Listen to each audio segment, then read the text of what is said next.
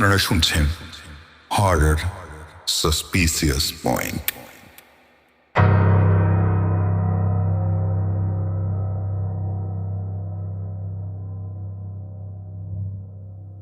নাম জানা বা অজানা কিছু বিখ্যাত লেখকের গল্পের ডালি নিয়ে সাজানো আমাদের এই নিবেদন হরর সাসপিসিয়াস পয়েন্টে জানাই আপনাদের সকলকে স্বাগত। আজ আমরা শুনতে চলেছি প্রখ্যাত লেখক বিভূতিভূষণ বন্দ্যোপাধ্যায়ের এক রোমহর্ষক ও রহস্যময় ছোট গল্প, রঙ্কিনী দেবীর খড়গ। বিভূতিভূষণ বন্দ্যোপাধ্যায়ের জন্ম 12ই সেপ্টেম্বর 1894 সালে উত্তর 24 পরগনা জেলাতে এবং মৃত্যু 1 নভেম্বর 1950 সালে। তিনি ছিলেন বাংলা সাহিত্যের অন্যতম শ্রেষ্ঠ রূপকার। প্রকৃতির প্রতি নিবিড় মমতা এবং মানুষের সহজ সরল জীবনের রূপায়ণে তিনি ছিলেন অপ্রতিদ্বন্দ্বী। পথের পাঁচালী বা আরণ্যকের মতন কালজয়ী উপন্যাসের পাশাপাশি তিনি আমাদের উপহার দিয়েছেন অসংখ্য রোমাঞ্চকর ও অতিপ্রাকৃত গল্প। লৌকিক সংস্কার, গভীর অরণ্যের রহস্য আর মানুষের মনস্তত্ত্বকে তিনি এক অনন্য সুতোয় বাঁধতে পারতেন, যার সার্থক উদাহরণ আজকের আমাদের এই গল্পটি। গল্প পাঠে ও গল্পের প্রধান চরিত্রে আমি অনিব্রত এবং চন্দ্রপাণ্ডার ভূমিকায় শামীম। তো চলুন শুরু করা যাক আজকের আমাদের গল্প, বিভূতিভূষণ বন্দ্যোপাধ্যায়ের রঙ্কিনী দেবীর খড়গ।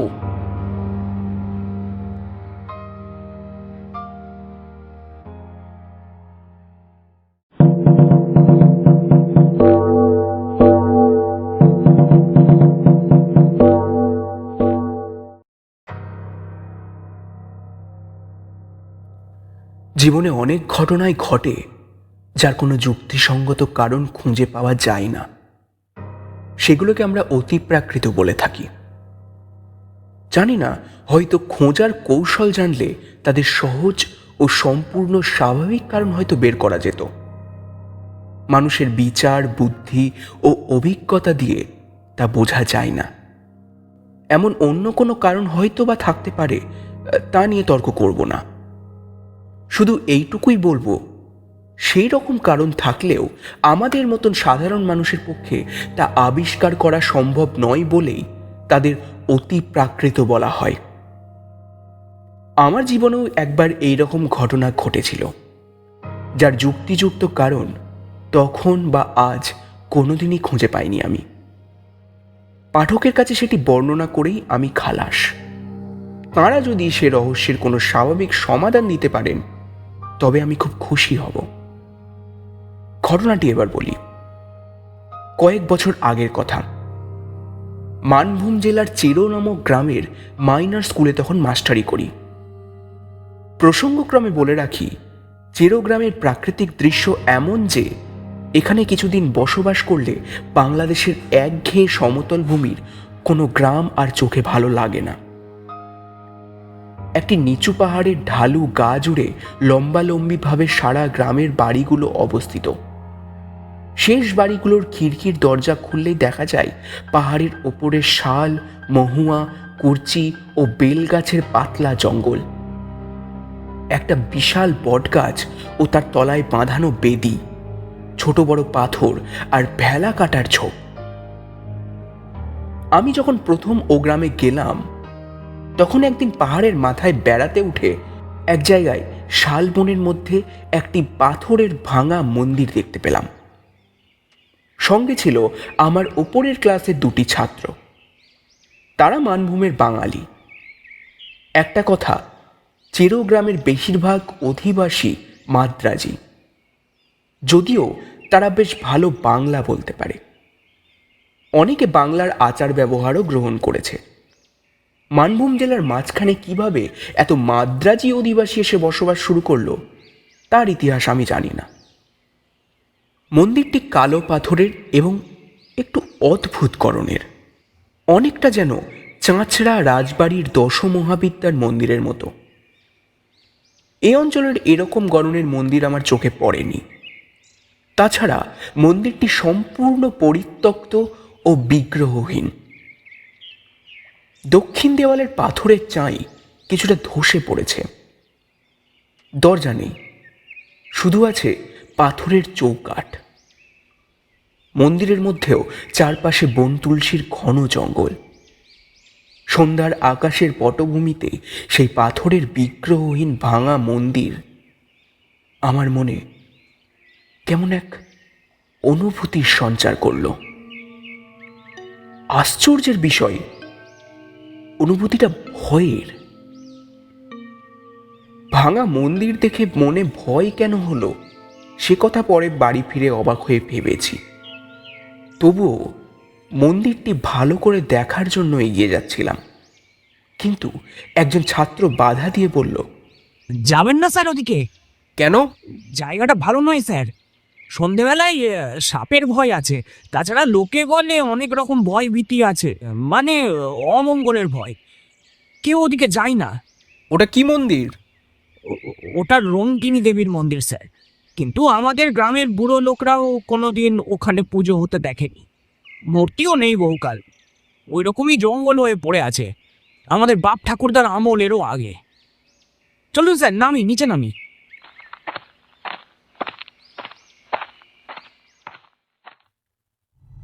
ছেলেটা যেন নামার জন্য একটু বেশি তাড়াহুড়ো করতে লাগলো।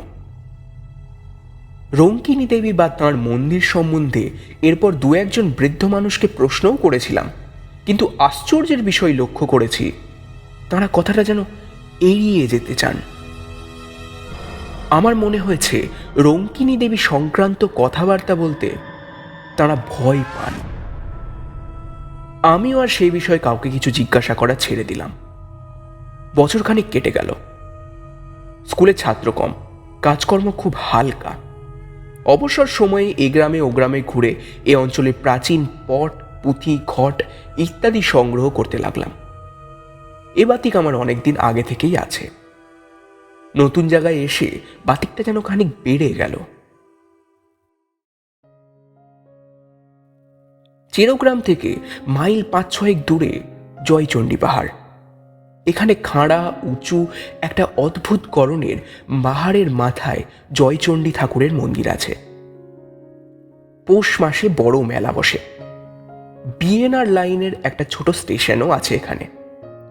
এই পাহাড়ের কাছে একটা ছোট বস্তিতে কয়েক ঘর মানভূম প্রবাসী ওড়িয়া ব্রাহ্মণের বাস। এদের মধ্যে চন্দ্রমোহন পাণ্ডা নামে এক বৃদ্ধ ব্রাহ্মণের সঙ্গে আমার খুব আলাপ হয়ে গেল। তিনি বাঁকা বাঁকা মানভূমির বাংলায় আমার সঙ্গে অনেক রকম গল্প করতেন। পট পুঁথি সংগ্রহের অবসরে আমি জয়চণ্ডীতলা গ্রামে চন্দ্রমোহন পাণ্ডার কাছে বসে তার মুখে এদেশের কথা শুনতাম। চন্দ্র পাণ্ডা আবার স্থানীয় ডাকঘরের পোস্টমাস্টারও।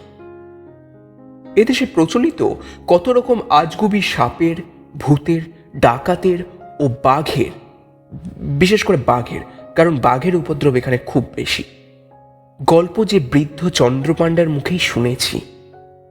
এবং এইসব গল্প শোনার লোভে কত আষাঢ়ের ঘন বর্ষার দিনে বৃদ্ধ পোস্টমাস্টারের বাড়িতে গিয়ে হানা দিয়েছি তার হিসেব দিতে পারবো না।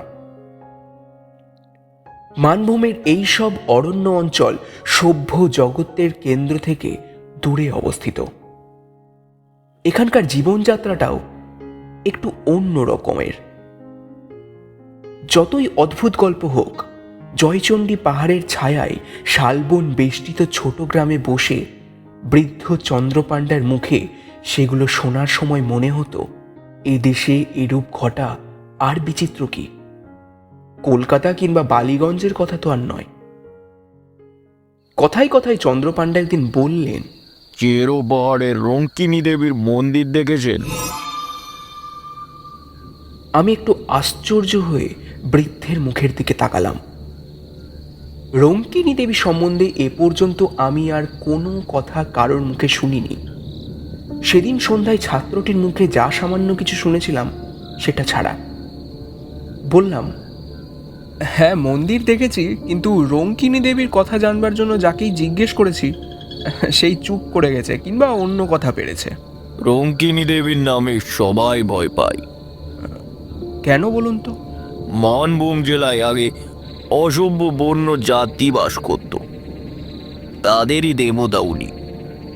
ইদানিং যখন হিন্দুরা এসে বসবাস শুরু করলো, উনি হিন্দুদেরও ঠাকুর হয়ে গেলেন। তখন তাদের মধ্যেই কেউ মন্দিরটা করে দিল। কিন্তু রঙ্কিনী দেবী হিন্দু দেবদেবীর মতো নন, অসভ্য বন্য জাতির ঠাকুর তিনি।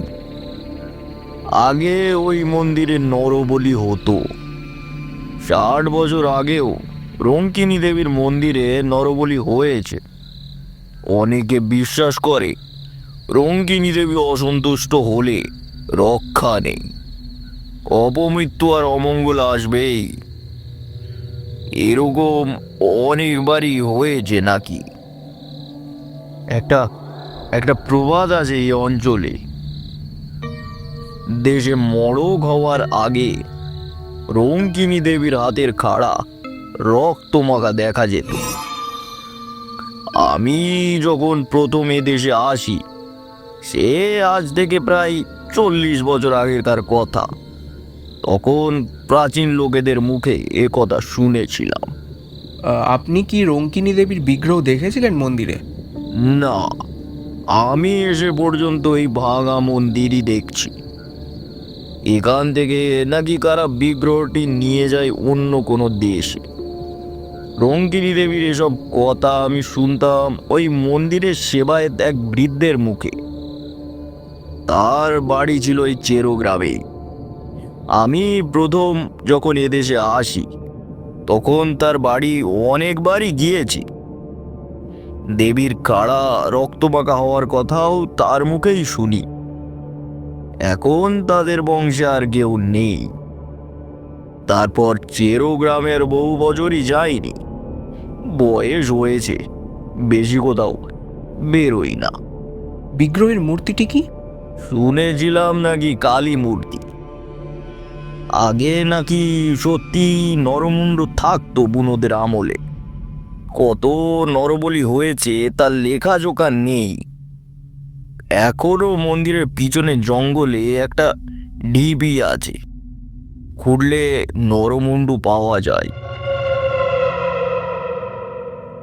সাধে এদেশের লোকে ভয় পায় শুনে সন্ধ্যার পরে জয়চণ্ডীতলা থেকে ফেরার পথে আমারই গা কেমন ছমছম করতে লাগলো। আরো বছর 2 সুখে দুঃখে কাটলো।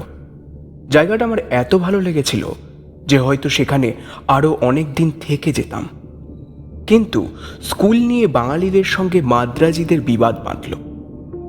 মাদ্রাজিরা স্কুলের জন্য বেশি টাকা করে দিত।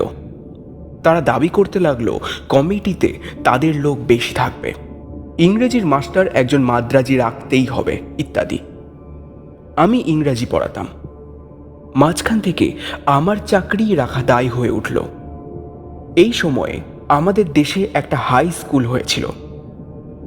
আগে একবার তারা আমাকে নিয়ে যেতে চেয়েছিল, ম্যালেরিয়ার ভয়ে যায়নি। এখন বেগতিক বুঝে দেশে চিঠি লিখলাম, কিন্তু শেষ পর্যন্ত এসব কারণে চিরগ্রামের মাস্টারই আমায় ছাড়তে হয়নি। কিসের জন্য ছেড়ে দিলাম পরে সে কথা বলছি। এমন সময় একদিন চন্দ্রপাণ্ডা চিরগ্রামে কোনো কাজে এলেন। আমি তাকে অনুরোধ করলাম আমার বাসায় একটু চা খেতে। তার গরুর গাড়ি সমেত তাকে প্রায় গ্রেপ্তার করে বাসায় নিয়ে এলাম। বৃদ্ধ এর আগে কখনো আমার বাসায় আসেননি। বাড়িতে ঢুকতেই চারিদিক তাকিয়ে বিস্ময়ের সুরে বললেন, এ বাড়িতেই থাকেন আপনি? হ্যাঁ, ছোট গ্রাম, বাড়ি তো পাওয়া যায় না। আগে স্কুলে একটা ঘরে থাকতাম। বছরখানেক হলো স্কুলের সেক্রেটারি রঘুনাথন এটা ঠিক করে দিয়েছেন। পুরনো আমলের পাথরের গাঁথুনির বাড়ি, বেশ বড় বড় 3টি কামরা, একদিকে একটা যাতায়াতের বারান্দা।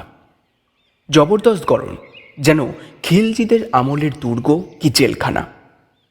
হাজার ভূমিকম্পেও এ বাড়ির একটুকুও চুনবালি খসতে পারবে না। বৃদ্ধ বসে আবার বাড়িটার চারিদিকে তাকিয়ে তাকিয়ে দেখতে লাগলেন। ভাবলাম বাড়িটার গড়ন তার ভালো লেগেছে। বললাম, সেকেলের গড়ন, খুব মজবুত, আগাগোড়া পাথরের। না, সেজন্যে নয়। আমি এই বাড়িতে প্রায় 30 বছর আগে যথেষ্ট যাতায়াত করতাম। এই বাড়ি হলো রঙ্কিনী দেবীর সেবায়েত বংশেরই। ওদের বংশে এখন আর কেউ নেই। আপনি যে এই বাড়িতে আছেন তা জানতাম না। তা বেশ, অনেকদিন পর বাড়িতে ঢুকলাম কিনা তাই বড় অদ্ভুত লাগছে। তখন বয়স ছিল 30, এখন প্রায় 60। তারপর অন্যান্য কথা উঠল। চা পান করে বৃদ্ধ গরুর গাড়িতে গিয়ে উঠলেন।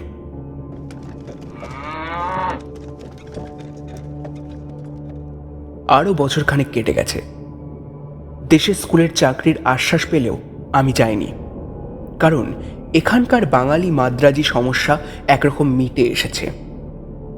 আপাতত আমার চাকরিটা বজায় রইল বলেই তো মনে হয়। চৈত্র মাসের শেষ, 5-6 ক্রোশ দূরবর্তী একটা গ্রামে আমারই এক ছাত্রের বাড়িতে অন্নপূর্ণা পূজার নিমন্ত্রণ রক্ষা করতে গিয়েছিলাম। মধ্যে রবিবার পড়ায় শনিবার গরুর গাড়ি করে রওনা হই। রবিবার ও সোমবার থেকে মঙ্গলবার দুপুরের দিকে বাসায় এসে পৌঁছালাম। বলা প্রয়োজন, বাসায় আমি একাই থাকি। স্কুলের চাকর রাখহরিকে আমি সঙ্গে করে নিয়ে গিয়েছিলাম। বাইরের দরজার তালা খুলেই রাখহরি বলে উঠল,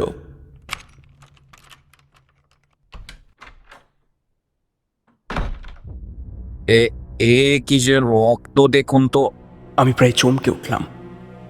ঠিকই তো, বাইরের দরজার চৌকাঠের ঠিক ভেতর দিক থেকেই রক্তের ধারা উঠান বেয়ে যেন চলেছে। একটানা ধারা নয়, ফোঁটা ফোঁটা রক্তের একটা অবিচ্ছিন্ন সারি, একেবারে টাটকা রক্ত। এইমাত্র সদ্য কারোর মুন্ড কেটে নিয়ে যাওয়া হয়েছে। আমি তো অবাক। কিসের রক্তের ধারা এটা, আর কোথা থেকেই বা এলো? আজ 2 দিন তো বাসা বন্ধ ছিল, বাড়ির ভেতরের উঠানে রক্তের দাগ আসে কোথা থেকে? তার উপর সদ্য তাজা রক্ত। অবশ্য কুকুর, বেড়াল ও ইঁদুরের কথা মনে পড়ল। এক্ষেত্রে সেটাই স্বাভাবিক। চাকরকে বললাম, এই দেখ তোরে, রক্তটা কোন দিকে যাচ্ছে? এ সেই হুলো বেড়ালটার কাজ নিশ্চয়। রক্তের ধারা গেছে সিঁড়ির নিচের চোরা কুঠুরির দিকে। ছোট ঘর, ভীষণ অন্ধকার এবং যত রাজ্যের ভাঙা চোরা পুরনো মালে ভর্তি বলে আমি কোনোদিন চোরা কুঠুরি খুলিনি। চোর কুঠুরির দরজা পার হয়ে বন্ধ ঘরের মধ্যে ধারাটার গতি দেখে ব্যাপার কিছু বুঝতে পারলাম না। কতকাল ধরে ঘরটা তালা বন্ধ। যদি বিড়ালের ব্যাপারই হয়, বিড়াল ঢোকার জন্যও তো ছিদ্রপথ দরকার। লোহার শিকের চার দিয়ে চোরাকুঠুরির তালা খোলা হলো।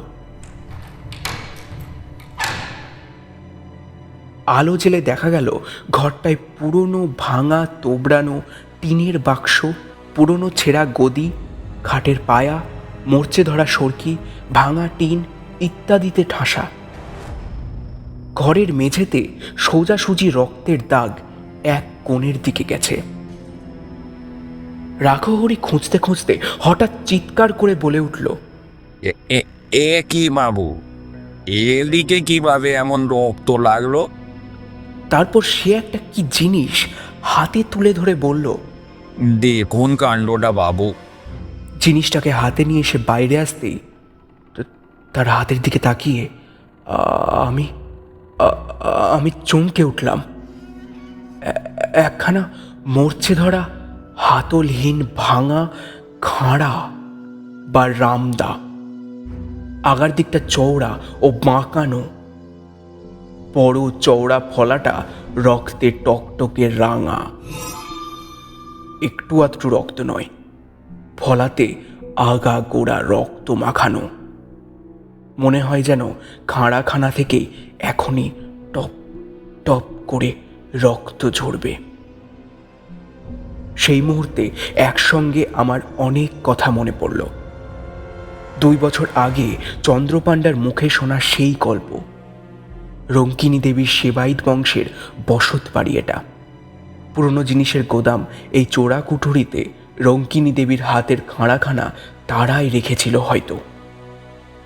মড়কের আগে বিগ্রহের খাঁড়া রক্তমাখা হওয়ার সেই প্রবাদ।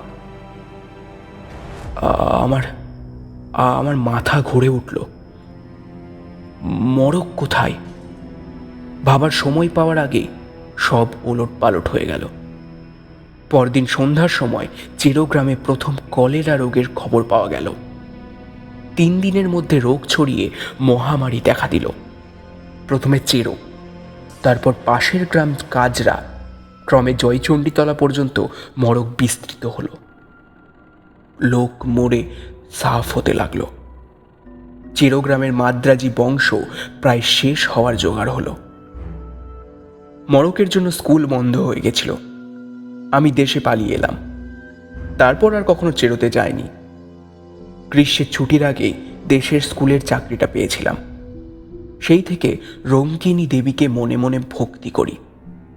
তিনি অমঙ্গলের পূর্বাভাস দিয়ে সকলকে সতর্ক করে দেন মাত্র, আর মূর্খ সাধারণ মানুষ তাকে অমঙ্গলের কারণ ভেবে ভুল বোঝে।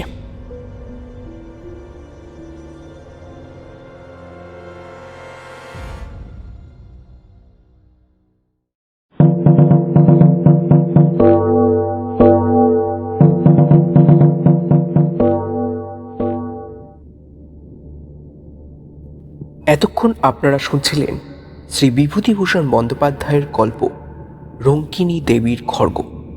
গল্প পাঠে অনিব্রত, শামীম। তো আজ এ পর্যন্তই। দেখা হচ্ছে পরের গল্পে। ধন্যবাদ।